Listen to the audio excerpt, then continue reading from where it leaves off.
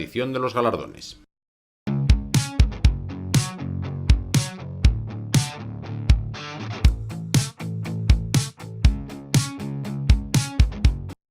Bueno, pues comenzamos las entrevistas del programa de esta noche. Bueno, pues hablando de un tema, bueno, que aunque han pasado muchísimos años desde que se produjo el tema central del que vamos a hablar, pues cada tanto surge de nuevo y toca la actualidad. Como saben, la última o penúltima gota que va llenando el vaso, bueno, pues han sido las declaraciones de la nueva presidenta mexicana, bueno, pues criticando completamente el proceso español de la conquista de América, descubrimiento y conquista. En este caso, bueno, pues no ha sido la única líder iberoamericana que ha realizado estas declaraciones a lo largo de los años. Nos viene como anillo al dedo nuestro siguiente invitado para hacernos eco de este tema que ya tratábamos la semana pasada.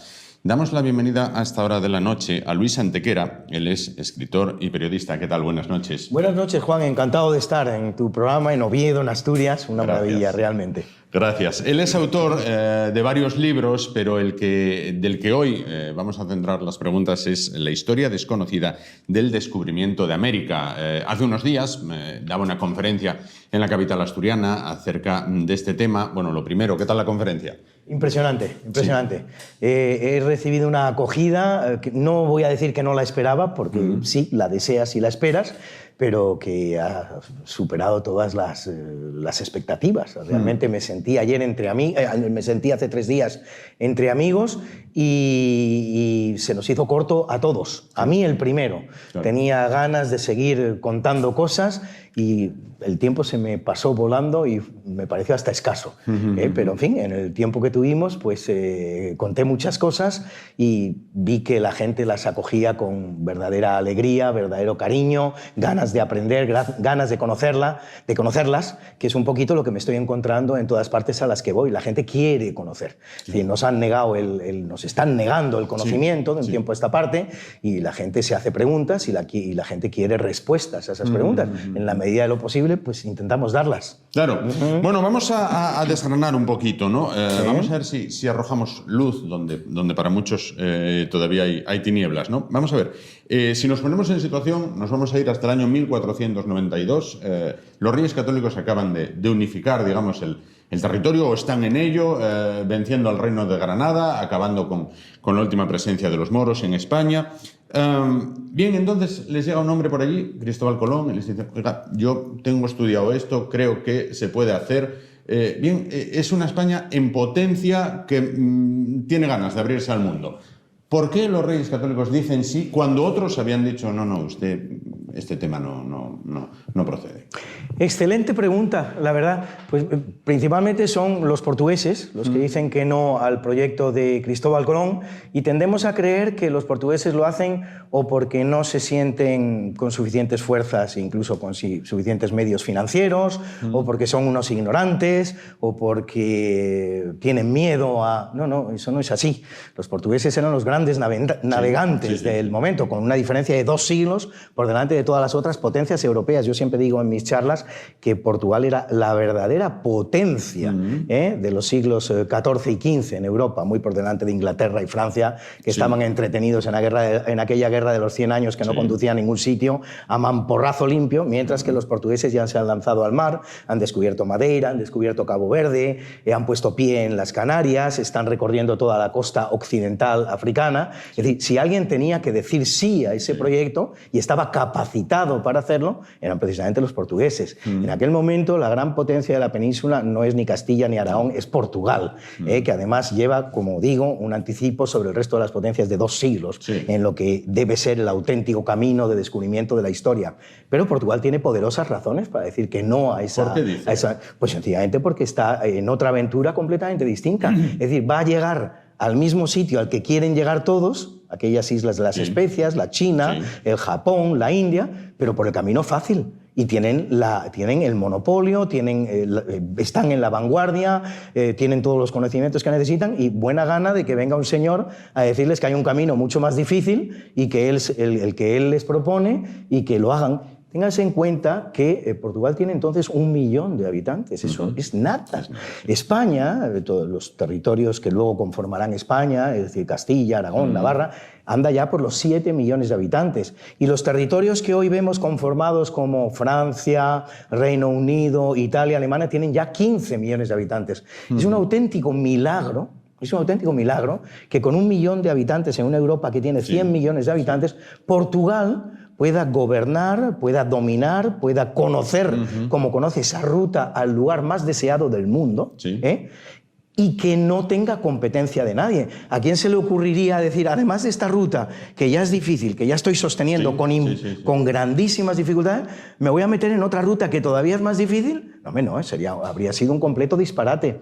Es la respuesta que va a recibir Cristóbal Colón, es la que luego recibirá de la misma manera Fernando de Magallanes, cuando vuelva a hacer la misma propuesta.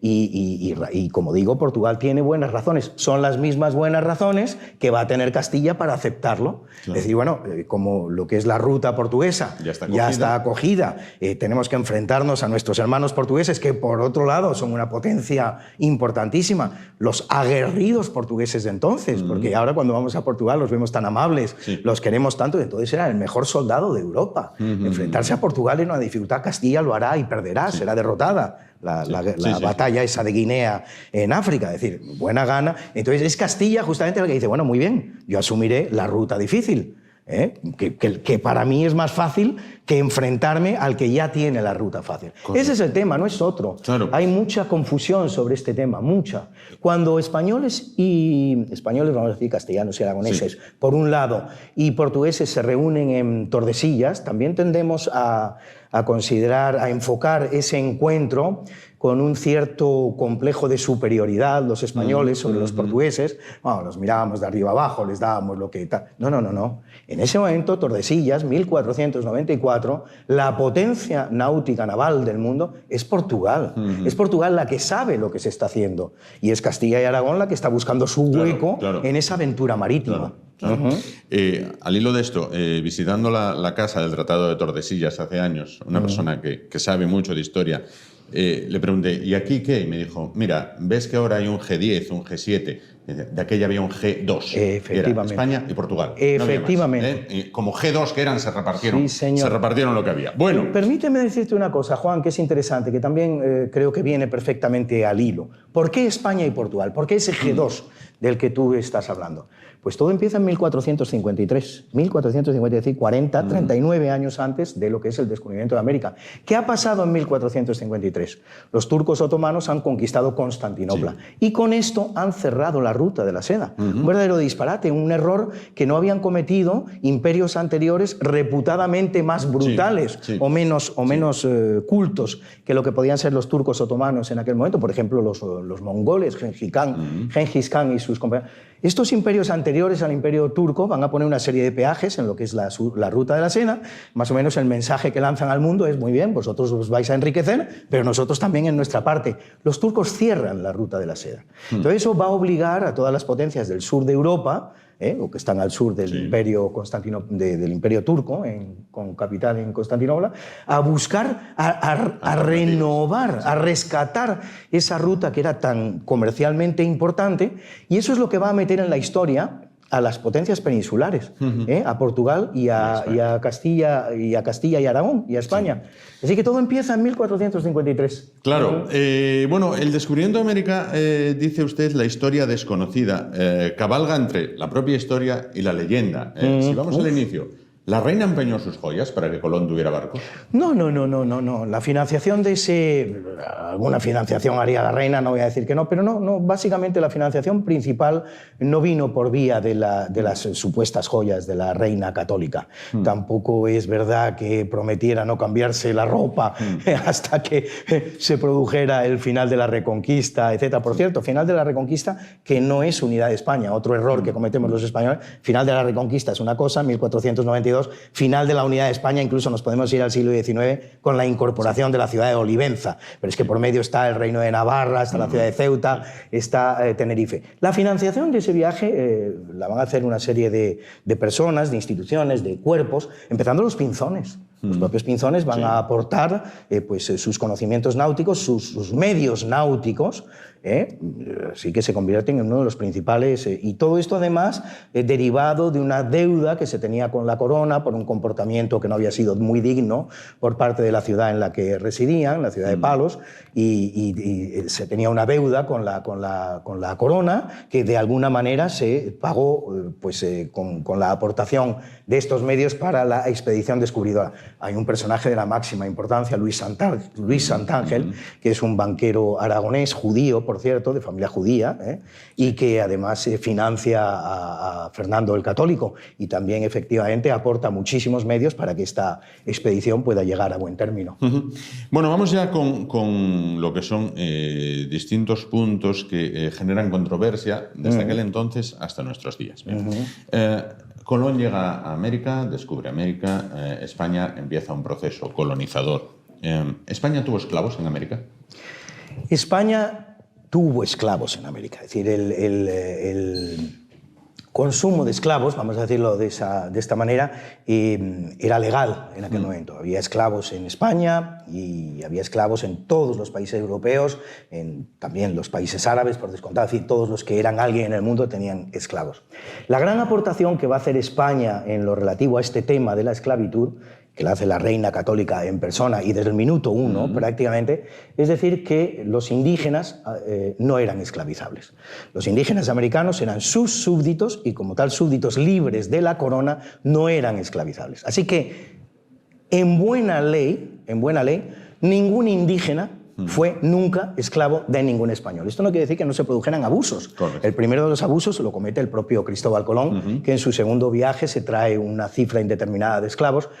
Pues precisamente porque la aventura termina no siendo tan rentable como se esperaba. Eso de que se llega allí y ya los indígenas vienen con oro, regalan oro y lo dan a cambio de una serie de baratijas, eso no es verdad. Es decir, el primer comercio que se produce entre españoles e indígenas, lo describe perfectamente Cristóbal Colón, es cuentas de vidrio por pájaros. Los españoles dan cuentas de vidrio, los indígenas ofrecen pájaros. Esto es absolutamente legendario.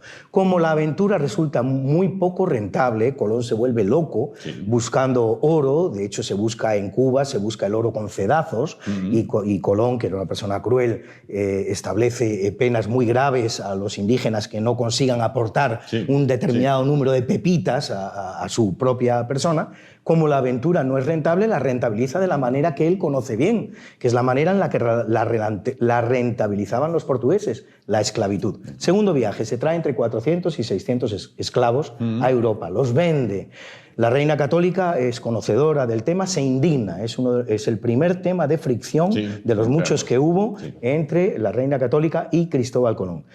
Dice aquella famosa frase que más o menos te voy a describir, algo así como ¿quién es este señor para vender quienes son mis súbditos? Incluso los va a buscar, va a rescatar los pocos de ellos que encuentra, los va a rescatar de su propio pecunio y los va a mandar de nuevo a América. Es decir, desde el minuto uno, la reina católica expresa su deseo, su confianza, su absoluta intención de que los indígenas no sean esclavizables. Pero se van a consumir esclavos. Es decir, van a venir esclavos de África, de raza negra, que van a ser vendidos tanto en España como en América y se van a utilizar. Ahora bien, conviene que pongamos este comercio de carne humana, vamos a decirlo así, en su adecuado contexto. Además, estamos en situación de hacerlo porque lo conocemos muy bien. Es decir, las fuentes han llegado incólumes a nuestras épocas y conocemos muy bien en qué consistió ese mercado de carne humana que se produce entre África y América. Se puede establecer, sin temor a equivocarse, que el número de personas trasladadas desde África hasta América es de 12 millones de personas, de los cuales llegan a América 10 millones. Se viaja en un viaje letal que representaba una mortandad superior al 15% de estas personas que venían de África. De estos 12 millones de personas comerciadas entre África y América, 6 millones los van a llevar a cabo los portugueses. El tráfico de esclavo en el Atlántico es un tráfico sobre todo portugués. La mitad de los esclavos trasladados desde África hasta América los traslada Portugal. Casi 3 millones los va a trasladar Inglaterra. Y los otros 3 millones restantes los van a trasladar el resto de las potencias. Francia, Holanda, Dinamarca incluso. Y España al final de su presencia en América, sobre todo en el siglo XIX, no antes. Esto por lo que se refiere al traslado, a la oferta, la oferta de carne humana. Vamos ahora a analizar la demanda de carne humana, ¿no? De esos 10 millones de esclavos que llegan a América, España, que tiene el 90% del territorio americano, va a consumir el 10% de los esclavos.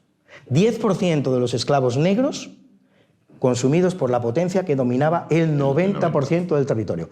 La cifra es al revés. El resto de las potencias presentes en América, que solo dominan el 10% del territorio, van a consumir el 90% de los esclavos negros. Hay un caso, y con esto si quieres termino, sumamente revelador, que es el caso jamaicano. 1635, después de varios intentos, tanto como 5 o 6 intentos, Inglaterra consigue arrebatarle la isla de Jamaica a España. Es una isla poco poblada.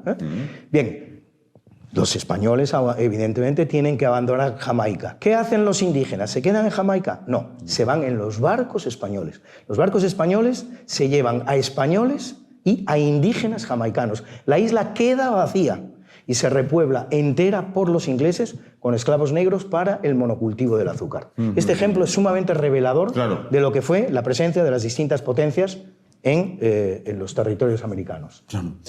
Cuando hablamos de la figura de los conquistadores, bueno, pues sobresalen 2 por encima de los demás, son Cortés y Pizarro, considerados como héroes en España durante mucho tiempo, pero en los países iberoamericanos actuales, para muchos es bueno, pues prácticamente nombrar al demonio. ¿Exterminaron los españoles cuánta población por allí encontraron? No, para nada, para nada. La conquista militar española en América, desde el punto de vista militar, estamos hablando de un conflicto, dos potencias que se enfrentan, no vamos a hablar de otra cosa. Desde el punto de vista militar fue una conquista sumamente limpia. Es decir, se hizo en términos de economía militar, produciendo las menores víctimas posibles. Fueron batallas muy limpias, que en unos casos vencían los españoles, en otros vencían los indígenas. No se tomaron grandes represalias en ningún caso. Antes, al contrario, se buscaba preservar la población, porque se contaba con la población. Se esperaba colaborar con esas poblaciones preexistentes en América para llevar a cabo un determinado proyecto. Proyecto que podemos resumir en el deseo que tenía España de replicarse en América. Es decir, España no estableció colonias en América, no estableció centros de explotación de riquezas. Lo que quería España es replicarse, crear ciudades como las que había en España, crearlas en América. Hablar, bueno, de este tema de la lengua, si quieres, también podemos hablar, pero de alguna manera, pues hablar algún lenguaje que nos sirviera para conectarnos con los indígenas. Convertirlos al catolicismo. Ese fue indiscutiblemente el gran propósito de España en todo momento en América. Es decir, darles lo que España consideraba que tenía mejor. Hoy día podemos decir que lo mejor que tenemos nuestras civilizaciones es la democracia, por ejemplo, y la intentamos difundir, divulgar en todos los territorios del mundo. Entonces, ese concepto que los españoles tenían por mejor era el de la religión cristiana. Y por esa razón la querían compartir con aquellos indígenas. Ese es en todo momento el proyecto que tiene España. Por lo tanto, el proceso de conquista fue un proceso muy limpio, que produjo pocas víctimas. Eso no quiere decir que no se produjera una catástrofe demográfica, podemos definirla así, en América, que vino por otras vías, sobradamente conocidas. Como la gripe, exactamente, la gripe, la viruela, todas estas enfermedades que exportaban los españoles a América y que de la misma manera los españoles también importaban de América. O sea que el proceso fue... Lo que pasa que es verdad... exactamente, lo que pasa que por las circunstancias del momento fue mucho más letal en América que lo fue en Europa. Pero realmente decir, fue un proceso mutuo, no buscado, no deseado, y que los españoles, por cierto, combatieron en todo momento. Una de las cosas que hacían los misioneros españoles en América era vacunar. Fíjate lo que te estoy diciendo, vacunar. Todos diríamos la vacuna, Jenner, siglo prácticamente finales del XVIII, ¿no? Bueno, los españoles lo que hacían entonces era variolizar. Para que nos entendamos. La variolización es un proceso distinto, muy parecido, pero distinto al de la vacunación. Y conocido desde tiempos inmemoriales, lo conocían incluso los egipcios faraónicos. Pues España estaba variolizando en América antes de que en Inglaterra se estuvieran variolizando.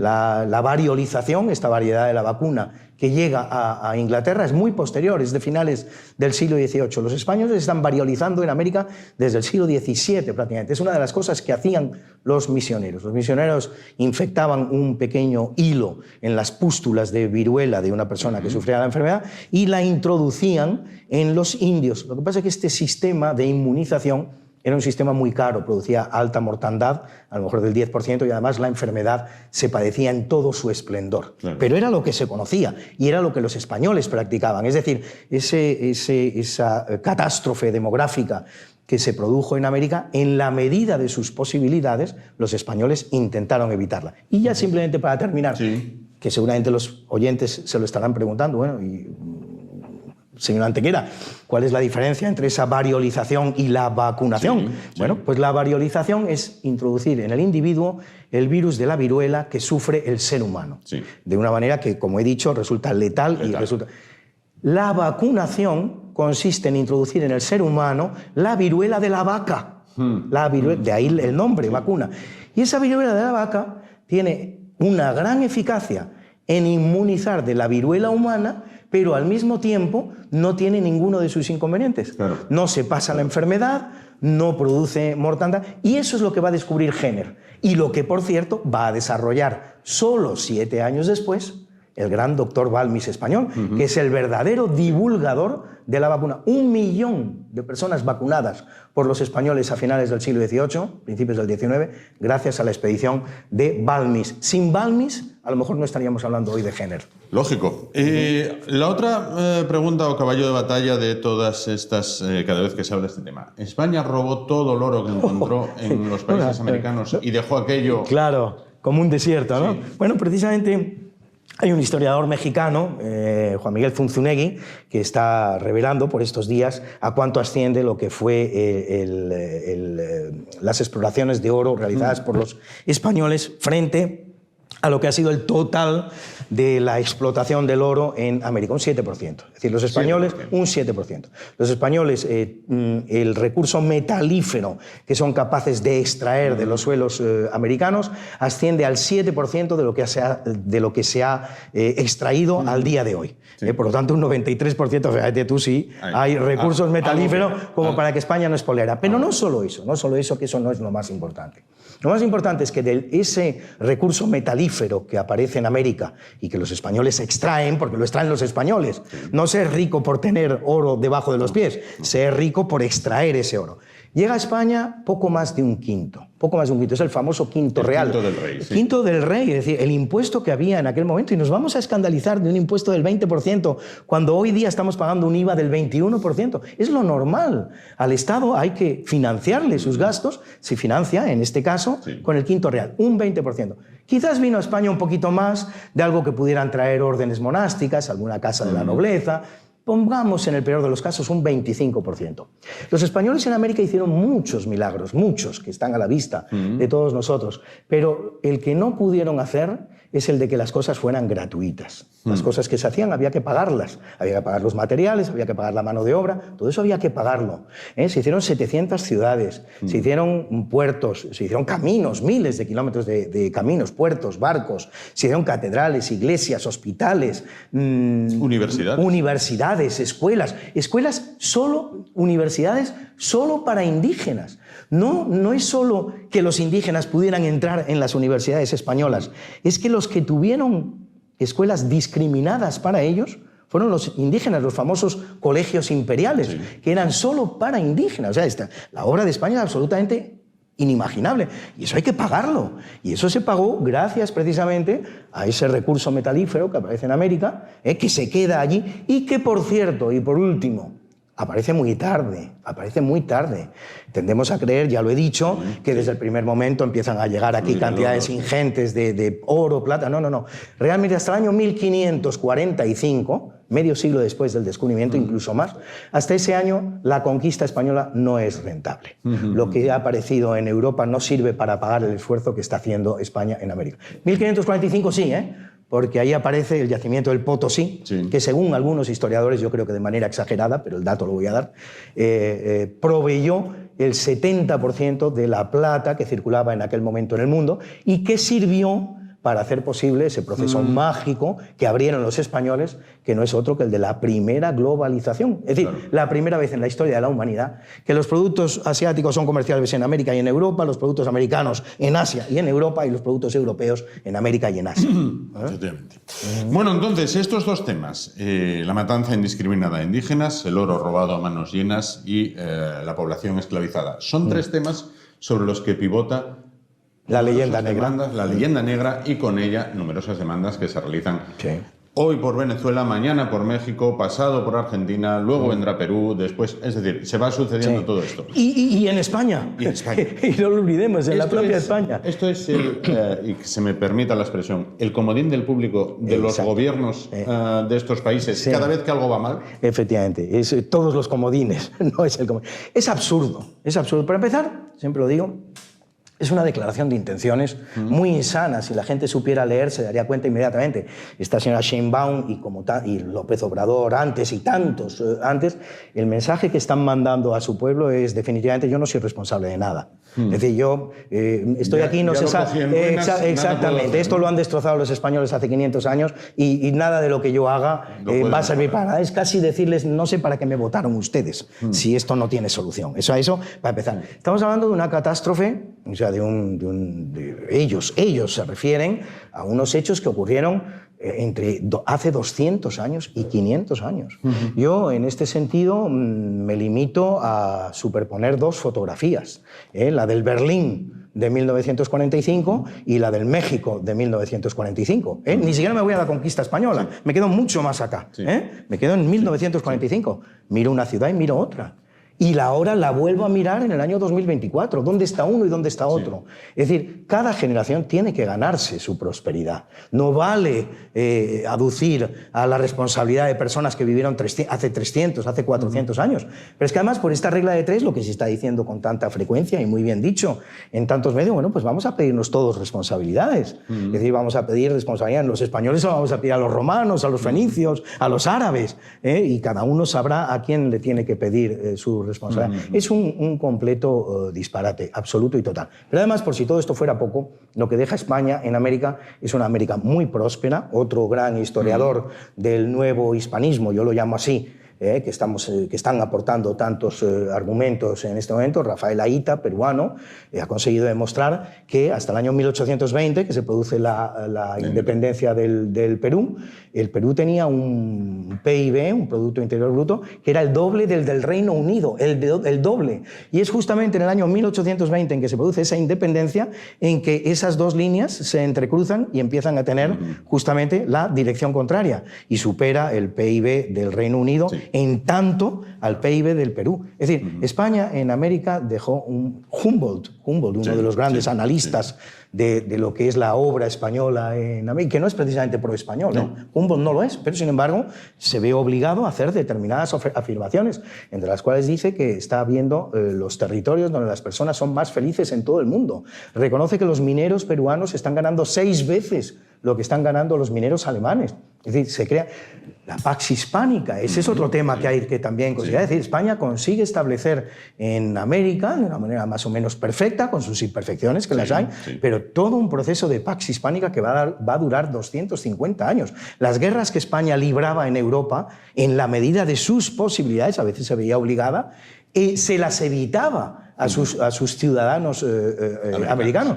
Los tratados que firman España y Portugal, muchos de ellos contienen una cláusula entre ellos dos, un compromiso entre las dos potencias en no llevar nunca su conflicto a América, en reducirlo a lo que son los territorios europeos. Es decir, se creó realmente, dentro de lo que es la historia de la humanidad con todas sus imperfecciones, se creó, ahí sí, entre los siglos XVI, XVII y XVIII, una especie de paraíso en América.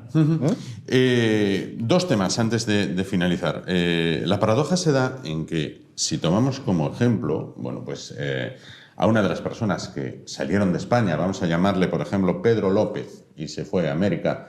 Pedro López salió de España con mayor o menor fortuna en sus bolsillos, la mayor parte de las veces menor, llegó a América, hizo su vida en América, se quedó en América y sus descendientes actualmente se apellidan López Obrador o se apellidan como se apelliden. Vamos a poner el mismo ejemplo. Sir Matthew Hervey salió de Bristol, llegó a Norteamérica, hizo lo que tuviera que hacer y volvió a Inglaterra. Sí. Matthew Hervey no se quedó en Inglaterra. Es decir, cuando estos países critican la presencia española, no critican la presencia española, critican la presencia de sus antepasados. Exactamente. Porque el español llegó y se quedó. Exactamente, eso tienes mucha razón, yo siempre lo digo así también. Si nos ponemos si queremos introducirnos en este proceso absurdo de revisar la historia y revisar responsabilidades y pedirnos culpabilidades entre los unos y los otros, México no necesita salir de México para llevar a cabo ese proceso. Es decir, lo que está intentando llevarlo a cabo España es un auténtico disparate. En principio, los que estamos en España no hemos estado nunca, nuestros ancestros, en principio, hay excepciones de todo tipo, no hemos estado en América. Es decir, los que fueron a América, allí se quedaron, allí se reprodujeron, allí tuvieron su descendencia, con indígenas, por cierto. Entonces, si quiere iniciar este proceso, es un disparate, no deja de ser un disparate, pero tiene todos los elementos que necesita en su propio país, en México. Es un proceso doméstico, pero además doméstico a tal nivel de cotidianeidad que incluso muchos mexicanos, al día de hoy, 2024, pueden invitar a comer en su casa a unos abuelitos y a los otros abuelitos. Y entonces entre los dos abuelitos se piden perdón. El que es más blanquito le pide perdón al que es más indígena. Es un proceso absolutamente doméstico. El rey de España no pinta nada, ni tú, ni yo, ni nadie. Es un proceso que pueden resolver ellos allí si consideran necesario resolverlo. Pero has hecho otra afirmación que me interesa también comentar. Has hablado del español que va allí, se reproduce allí, tiene su familia allí, se mezcla con el indígena, 70% de mestizos hoy día en la América española. Has hablado del inglés que va y vuelve. El inglés no solo no se mezcla con el elemento indígena originario, por el que, fíjate lo que te voy a decir, no va a demostrar ni un interés de tipo sexual. Esto es grande, ¿eh? Ni un interés de tipo sexual. La gente habla de Pocahontas como la primera. No, Pocahontas no fue la primera, Pocahontas fue la última. No volvió a haber ese proceso de mestizaje. El mestizaje en Estados Unidos entre anglosajones protestantes blancos y el elemento indígena originario es cero. Demográficamente hablando, estadísticamente hablando, es cero. Hay un 0,89% de indígenas puros originarios en Estados Unidos y un mestizaje cero. Ahora recién se empieza un poquito. Hasta ahora nada, ni un interés de tipo sexual. Pero no contentos con esto, no contentos con no mezclarse con el elemento indígena preexistente, ellos sí lo exterminaron. Ellos sí lo atacaron, llevando a cabo operaciones que son absolutamente intolerables, absolutamente impresentables, como por ejemplo repartir mantas con el virus de la viruela entre las tribus americanas. Es decir, ellos sí llevaron a cabo un proceso que de alguna manera sería asimilable a un proceso de genocidio, que se queda perfectamente expresado en lo que son las cifras actuales de mestizaje, que las repito. En la América española, 10% de blancos puros, 20% de indígenas puros, 70% de mestizos, una raza nueva en la historia de la humanidad. Vamos ahora al caso de los Estados Unidos, 0,89% de indígenas puros, 0% de mestizaje. Alguien podría decirme, señor Antequera, yo he estado en Estados Unidos y lo que usted dice no es verdad. Me he hartado de ver indígenas por todas las ciudades de los Estados Unidos, Nueva York, Washington, Chicago. Indígenas de origen español. Indígenas que han cruzado la frontera de México y se han instalado en los Estados Unidos. No va a haber nadie, ni cherokees, ni apaches, ni comanches, ni sioux, ni mohicanos, ni tantas tribus como existían y con las que, por cierto, España había iniciado, porque España será propietaria, en un momento dado de su historia, de 2/3 del territorio de los Estados Unidos, alcanzando acuerdos con las tribus originarias muy interesantes. Es más, esa conquista de los Estados Unidos es particularmente interesante, porque se hace casi sin esfuerzo militar. Es decir, esa conquista de los Estados Unidos, que es la última que va a realizar España, ya en el siglo XVIII, se va a hacer sobre todo con misioneros. Van directamente los misioneros. Ahí no hay grandes batallas, ahí no hay una lucha de tipo militar. Es, si se quiere, la parte más bonita de la conquista española, la que se va a hacer al final de su presencia en América y precisamente en los Estados Unidos, a base de misioneros, a base de lo que llamados presidios, que no son otra cosa que las misiones de escuelas, de acuerdos, de instrucción, de evangelización, por descontado, eso siempre. Claro. La última. La batalla a la leyenda negra está perdida porque desde España también se compra el mensaje. Hombre, claro. Vamos a ver, no está perdida y además vivimos un momento bueno, particularmente este en el que estamos tú hablando y yo, en este que es en el que estamos hablando tú y yo, y desde hace 4 o 5 años, o si se quiere un poquito más, vivimos un buen momento. Por varias razones. Primero, porque muchas personas nos hemos implicado en esta aventura, en este compromiso. Porque muchas de esas personas vienen de América, no son solo españoles en este caso, son americanos, porque están aportando argumentos novedosos y muy buenos. Así que por lo que se refiere a la lucha contra la leyenda negra, estamos viviendo un buen momento. Pero pones el dedo en la llaga en una cosa muy importante. Leyenda negra la tienen todas las potencias de la historia, es decir, en cuanto a alguien, pero es que incluso en el seno de una misma familia, una familia donde hay 6 hermanos y uno prospera más que los demás, los otros se dedican a crearle una leyenda negra. Es un instinto natural en el ser humano, no es grave, es lo que cabe esperar, es lo que tiene que esperar de una manera necesaria toda aquella potencia que aspire a ser tal. Al día de hoy estamos viendo cómo nacen, crecen, se desarrollan una leyenda negra anti-yanqui, una leyenda negra antirrusa, una leyenda negra anti-israelí. Todos aquellos que asoman la cabeza, que de alguna manera dominan, tienen su propia leyenda negra. Si algo hace grave la leyenda negra española es precisamente que los españoles nos la hemos creído. Y cuando hablo de los españoles, hablo de todos los españoles. No de los españoles peninsulares o europeos. Hablo de los españoles que estamos aquí en Europa, pero hablo también de los españoles, de una manera muy amplia, que están en América, de los españoles que están en Filipinas, de los españoles que están en los 5 continentes. Porque el Imperio Español, España, en los siglos XVI, XVII y XVIII, fue una realidad de tipo pentacontinental. España estaba presente en todo el mundo, en todos los continentes. Y todos nos lo hemos creído. Y eso es dramático, y eso es lo que está dando lugar a estas expresiones que vemos ocurrir en estos tiempos, como últimamente la de la presidenta mexicana, la señora Sheinbaum. Bueno, pues Luis Antequera, escritor y periodista, autor de, entre otros libros, de la historia desconocida del descubrimiento de América. Muchísimas gracias por estar con nosotros. Un verdadero placer, Juan, te lo aseguro. Gracias. Ahora nos vamos a ir a publicidad para volver muy rápido, porque nos espera, ya estamos a las puertas de una de las fiestas gastronómicas más importantes de la capital asturiana. Se trata del Desarme. Y después hablaremos con nuestra compañera Carmen Baragaño sobre el nuevo ciclo de películas que se van a poner en marcha en esta casa y que llevan como protagonista y principal del ciclo, bueno, pues a la persona que debió de conocer a todos y cada uno de los pocos indios norteamericanos que quedaban en aquella época. El ciclo de películas que arranca en esta casa, y nos contará Carmen, tiene como protagonista a John Wayne. Dentro de un momento estamos con ustedes. Hasta ahora.